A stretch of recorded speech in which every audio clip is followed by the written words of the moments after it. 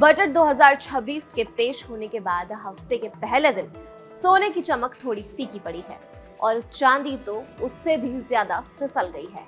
बाजार में आजकल जो माहौल है उसमें रोज रेट्स बदल रहे हैं और लोगों के मन में कंफ्यूजन बना हुआ है कि आखिर चल क्या रहा है। सबसे पहले सोने की बात करते हैं।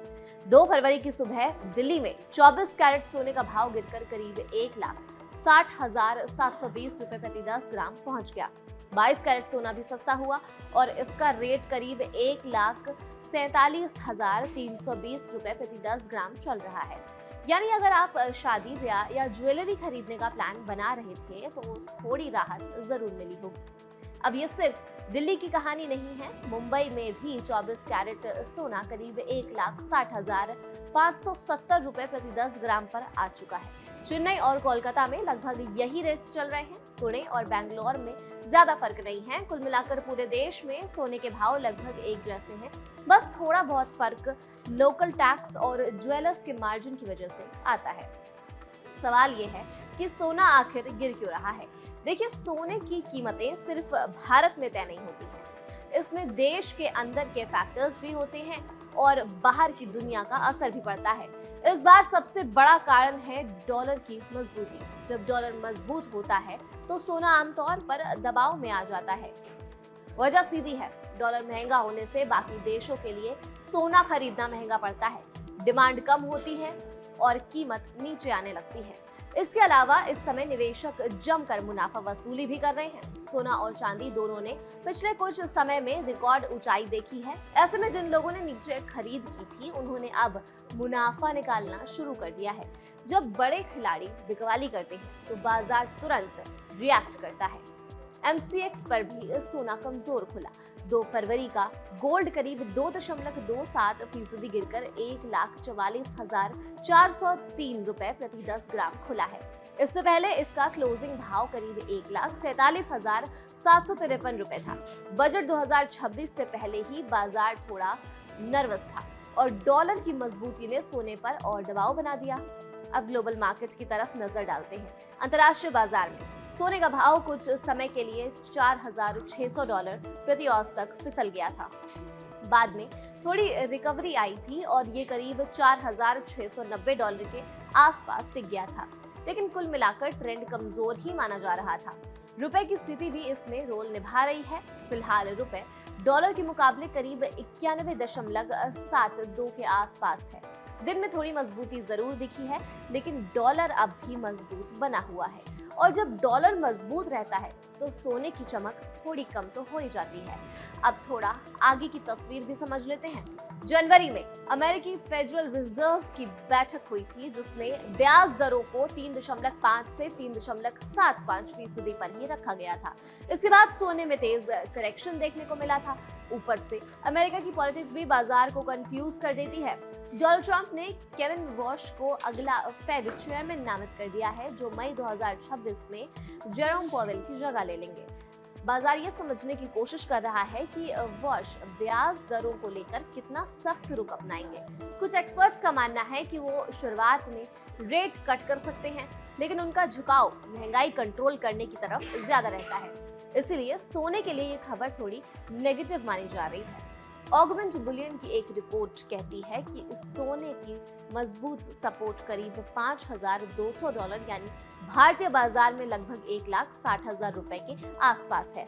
अगर ये लेवल टूटता है तो फिर और मुनाफा वसूली आ सकती है और भाव 5,000 से $4,750 तक भी जा सकते हैं। यानी अभी उतार चढ़ाव पूरी तरह खत्म नहीं हुआ है।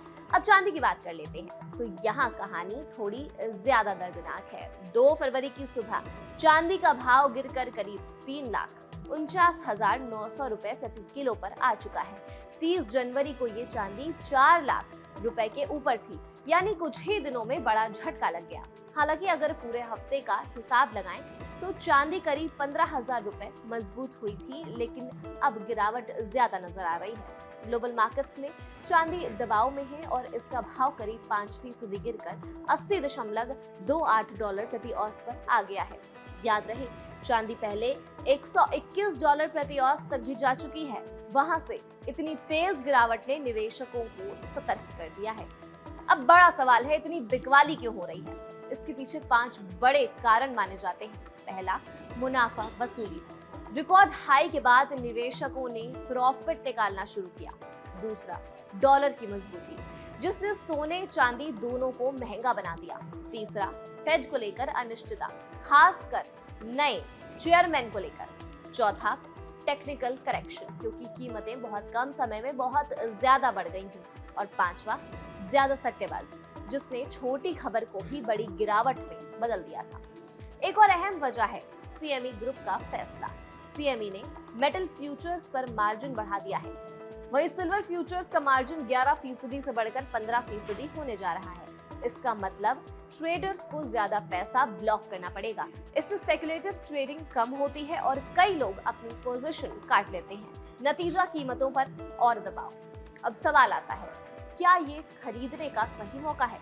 इस पर एक्सपर्ट्स की राय बटी हुई है। कुछ जानकार मानते हैं कि सोने की लॉन्ग टर्म फंडामेंटल्स अभी भी मजबूत है। उनका कहना है कि अगले 1 से 2 सालों में सोना फिर से ऊपर जा सकता है।